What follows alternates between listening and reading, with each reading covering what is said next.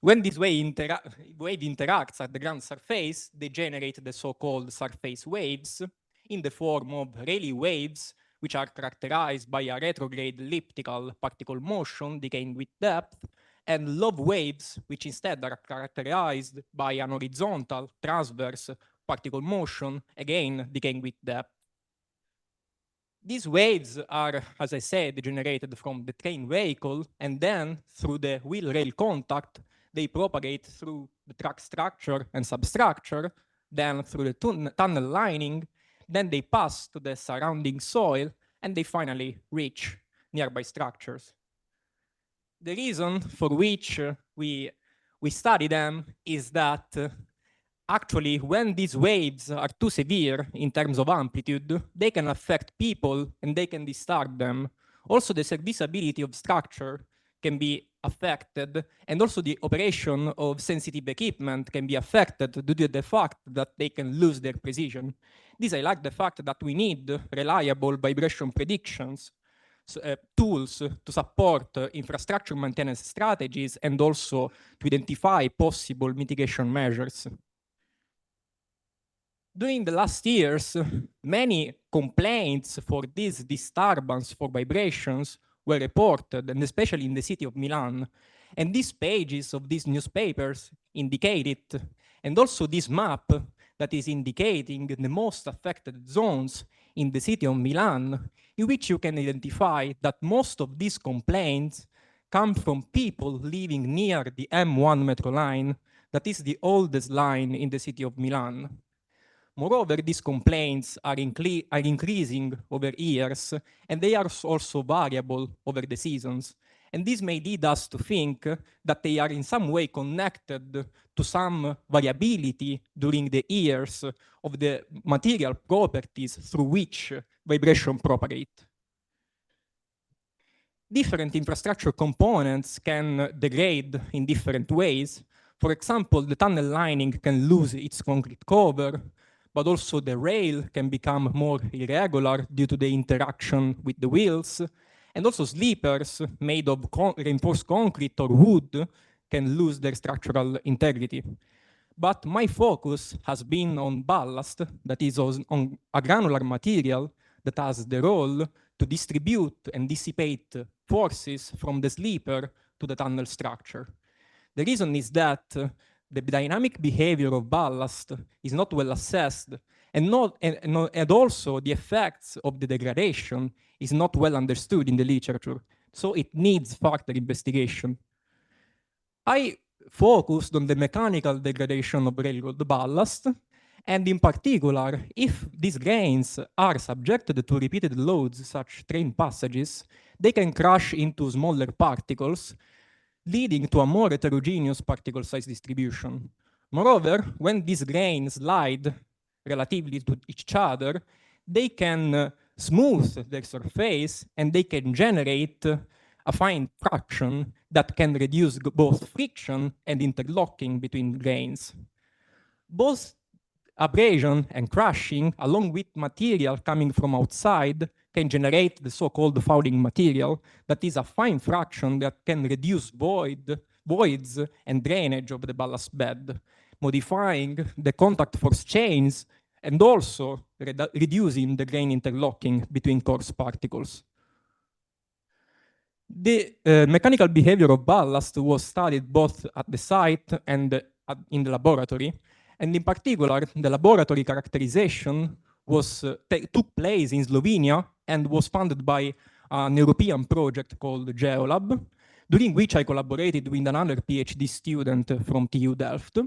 And the main goal was to study the effects of fouling content, particle shape and size degradation, confining pressure, strain ranges, and rates on the cyclic and dynamic behavior of this granular material. On the right, you can see the experimental setup in which ballast was enclosed in this laminar shear box that was made of 17 independent frames, which were able to slide one above the other. There was also a bottom loading frame providing a cyclic load, and then a vertical loading frame providing vertical pressure and so controlling confinement in the material. Thanks to this, we were able to study the low frequency, high strain properties of the material.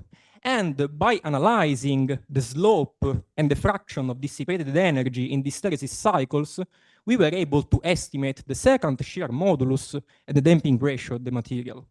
At the same time, we also perform some dynamic tests. In fact, we make some impacts on the sides of this laminar box by means of an hammer, and then by knowing the vertical distances between the accelerometers that were enclosed in this laminar box, and by identifying the wave arrival times by just recognizing the first break in the time signals, we were able to estimate the shear wave velocity, and by combining it with the bulk density to estimate also the small strain shear modulus. That is a quite important parameter when we want to study small vibrations. Okay, on top you can see the 4 test samples along with their particle size distributions, and we can see that they are ranging from the most homogeneous particle size distribution related to fresh ballast to the most heterogeneous one instead that is related to the abraded crushed fouled sample. They are also compared with a particle size distribution coming from a site that is representing an old track. And what we found in terms of stiffness is summarized on the right of this slide, when you can see that the small strain shear modulus is plotted against the phases of the shearing cycles, and also the secant modulus is instead plotted as a function of the shear strain gamma. What we found is that confining pressure is the main factor, increasing stiffness, both the secant and the small strain, that fouling tends to decrease the second one, but to increase the small strain one, and that abrasion and crushing increases both stiffnesses. Also, we didn't find any dependence on the strain rate for the secant modulus. Regarding damping, again, results are summarized on the right, where the damping ratio is reported as a function of the void ratio, the vertical stress, and the shear strain rate. And we found that for the fresh ballast sample, the damping ratio slightly increases with the strain rate and the confining pressure, while for the abraded crushed samples, the dependence on the confining pressure is opposite. Finally, we found also that the fresh fouled ballast, for the fresh fouled ballast, damping is nearly constant. Okay, as I said at the beginning, the mechanical behavior of this material was also studied at the site, and in particular, multi-channel analysis of surface waves were conducted on Milano Metro line. This type of test relies on the dispersive behavior of Rayleigh waves. This means that different frequency components of the wave that is traveling propagate at different speeds. And this is because the particle motion involves different material.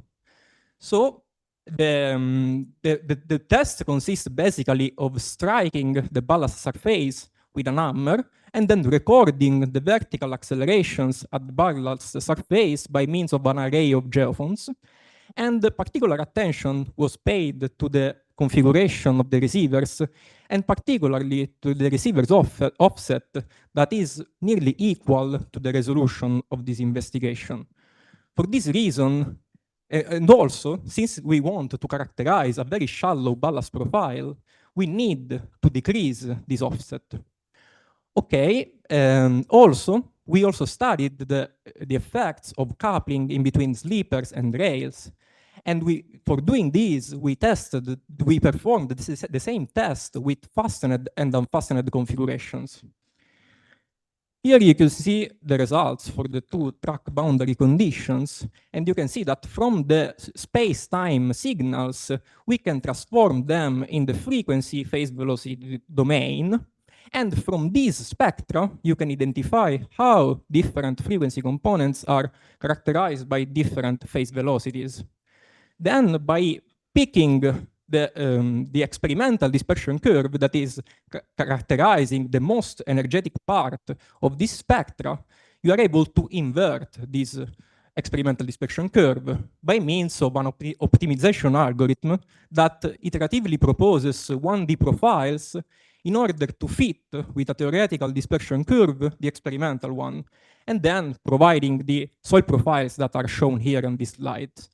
The main outcome is that since mass was never documented for a tunnel metro setting, this is the first test that actually was performed in this tunnel, and we found that actually this is feasible and can resolve ballast scale profiles. Also, we have seen that the fastened case delivers higher phase velocities on similar frequency bands, and this consequently leads to higher shear wave velocities, meaning that controlling these track boundary conditions is important to perform this type of test. Finally, we also found that the unfastened case are in good agreement with laboratory data for the fresh ballast and also with visual observations.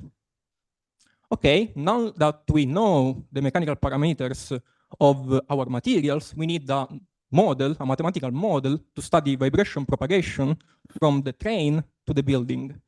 And there are many components that are involved in this complex soil structure interaction problem. First, we have the interaction between the train and the track, in which dynamic forces are exchanged at the wheel-rail contact. Then we have the track tunnel soil model, in which waves propagate from the track to the building through the soil. And finally, we have the building soil model, so the building dynamic response that again is interacting with the soil through the foundations. So you can understand that many components are interacting with each other, and all the models have to communicate. My focus up to now was on the track tunnel soil model, which I believe is the core of this soil structure interaction problem.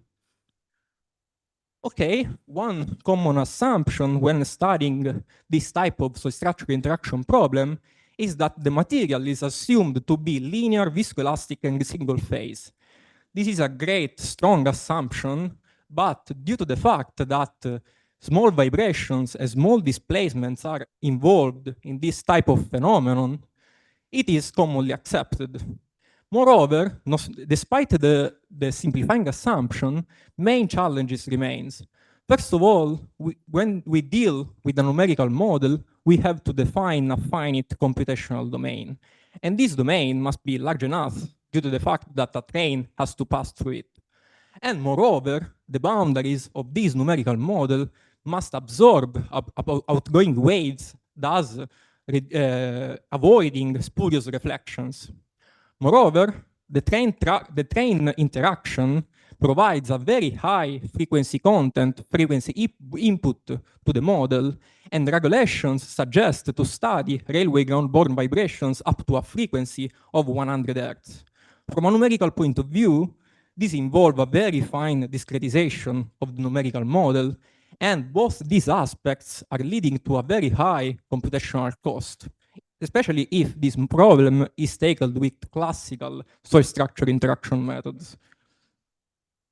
Okay, to reduce the computational cost of these models, we rely on further assumptions. These assumptions allow us to discretize only the two-dimensional domain, so the two-dimensional section of our tunnel and our soil, by means of the finite element method. Moreover, the external boundaries of our domain are composed of particular type of elements called perfectly matched layers, whose coordinates are stretched in the complex domain, meaning that we are using smooth complex stretch function to increase damping in this zone. In this way, we can reduce a lot the reflected waves from the truncated boundaries of the soil, and this is known to be one of the most effective absorbing boundaries in this type of problems. The first model I'm going to present relies on a novel substructuring approach. In this approach, rails and tunnel are modeled as beam elements that are interacting through dynamic impedance functions. Dynamic impedance functions represent the ratio between harmonic forces and harmonic response of the system, and they can be ideally represented as spring whose stiffness is complex valued and frequency dependent. The main challenge of this model is to determine these stiffnesses. And to do that, we use a two-dimensional finite element model, and the key point is on the definition of a constraint matrix that here is indicated as R, that links the motion, the nodal motion of the deformable tunnel cross-section to the motion of an equivalent rigid diaphragm, which allows us to compute these dynamic impedance functions. As a consequence, two main hypotheses arises. First of all, we are assuming that the load transfer between the rail and the tunnel, as well as the interaction with the soil, occur in the two-dimensional transverse plane only. Moreover, we are assuming that the propagation along the tunnel axis is governed by the Euler-Bernoulli stiffness only. This is a strong assumption, but we will see that actually it's providing us quite good results.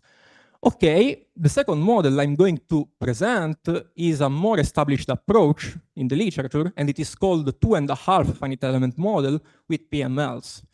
It relies on the assumption of invariance of the system properties along the tunnel direction. And thanks to this, we can express the three-dimensional displacement field expressed in terms of x, y, and z as a Fourier integral of an equivalent displacement field, this time defined in the xy plane, so in the transverse plane, and in the longitudinal wave number domain kz. Thanks to this, we can reconstruct the three-dimensional wave field by solving a sequence of two-dimensional systems in the frequency longitudinal wave number domain. And as you can see, this system resembles the classical dynamic equilibrium equation in the frequency domain, in which in this case, the stiffness terms are separated according to the direction. Moreover, this method is typically characterized by important wave number discretization issues, which in this implementation are addressed with tailored solutions. Okay, at this point, we were able to compare the two numerical models. And first, the comparison is carried out in the tunnel structure. And as you can see, we are studying a very simple case of a cylindrical tunnel in an homogeneous viscoelastical space under vertical harmonic loading, and results are reported in terms of vertical accelerations at different control point for the 2.5 model and at the equivalent tunnel beam for the beam on impedance model. As you can see, the results are in good agreement, I would say, over a wide range of frequencies and for different distances from the excitation source. And you can see that the beam on impedance model is providing a kind of average response of the tunnel section. The comparison was also carried out in the ground domain, and in particular, two control points at two different longitudinal distances from the excitation source were considered, where we are reporting horizontal accelerations. And as you can see, the beam on impedance model is able to reproduce in some way the general trend of the 2.5 response, and its accuracy depends on both the frequency content and the observation point. However, we have to highlight the fact that despite the significant differences in the assumptions and also in the computational cost, the beam on impedance model is a powerful method also to, for example, study the effects of spatial variability of the system properties along the tunnel direction. That is a factor that is not well assessed in the literature. Okay, these are the next steps for my last year.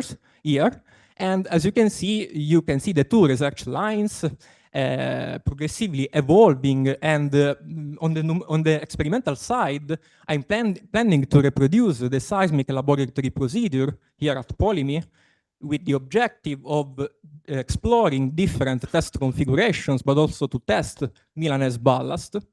While on the numerical side, I'm currently developing a train-track interaction model in order to be coupled with the track-tunnel ground models, and also building vibrations are planned to be studied.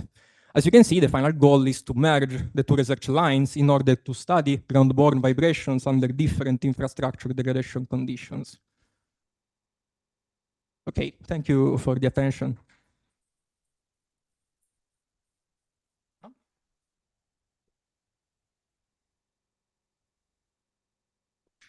Okay, thank you, Valerio. Do you have any questions? for him? Okay. If there's questions online, please, you can ask.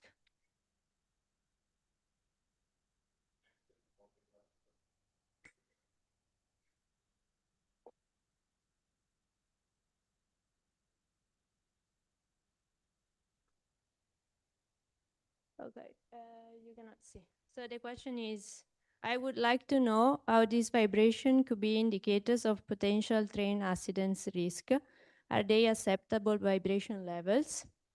How often it is needed to perform this vibration test analysis on the ballast on high-speed train lines? You can read the question.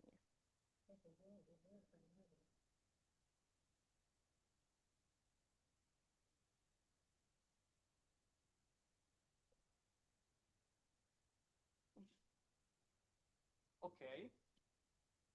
Okay, starting from the first question, so how these vibration could be indicators of potential train accident risks. Well, I wouldn't say that these vibrations are causing accident risk, I would say. They are more involved in the serviceability of buildings, in the disturbance of people, but there are many other aspects that are increasing the risk of accident. For example, the misalignment of the rails or some other aspects that are not actually small vibrations. Regarding the second question, are there acceptable vibration levels? Yes, there are, and the regulation provides them. And actually, it depends also on the on people and on the position of the people, let's say, and they are expressed in decibel levels, and basically they vary with the frequency component. So at different frequency components, we have different vibration level thresholds, and the regulation is providing them, so we can find them. How often it is needed to perform this vibrations test analysis on the ballast? Let's say we are trying to explore it, because I will say that at least every year, I will say, we could investigate how these vibrations affect ballast material, but I don't know if there is a time for which we have to analyze the vibration in ballast. So, okay.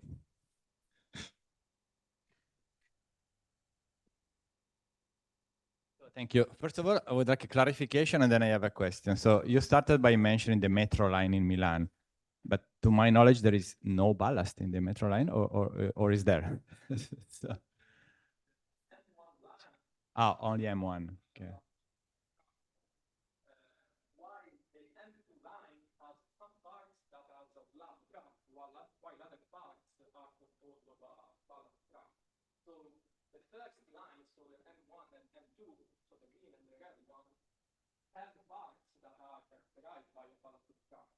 And by the way, they are all also more superficial because they are the older. So these two things.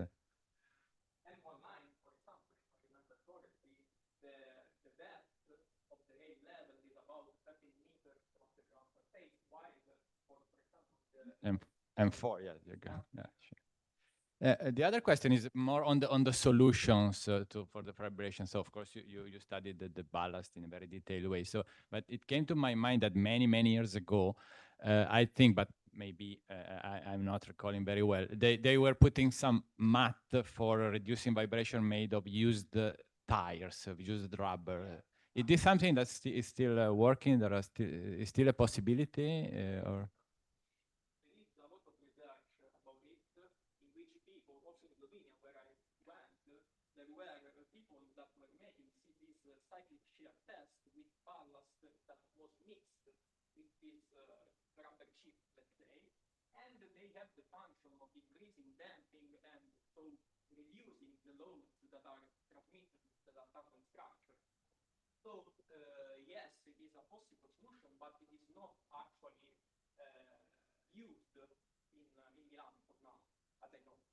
They told me maybe I'm wrong in the Domodossola station of the between Cadorna and Domodossola, but I don't know, 20 years ago, something like this, because I was studying something on tires recycling, and so somebody mentioned. Are you aware of this?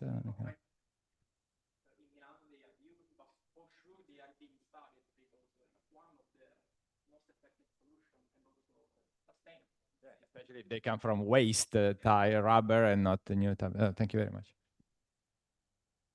Any other questions? If there are,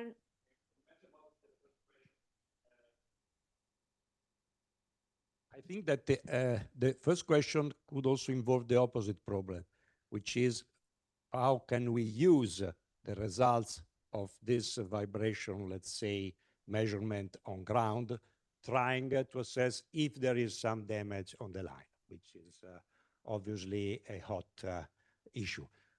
We can obviously, but the trend in railway engineering now is more oriented to onboard measurement, which means that you measure, well, the motion of the car bodies and the vibration of the car bodies, trying to assess which is the condition of the line, which is, well, cheaper in some sense, and even though by the numerical and analytical point of view is, well, you have an inversion problem, which is not so easy. But this is, so the idea of measuring on the ground, trying to assess the condition of the line, is less popular now than measuring on board. Yes.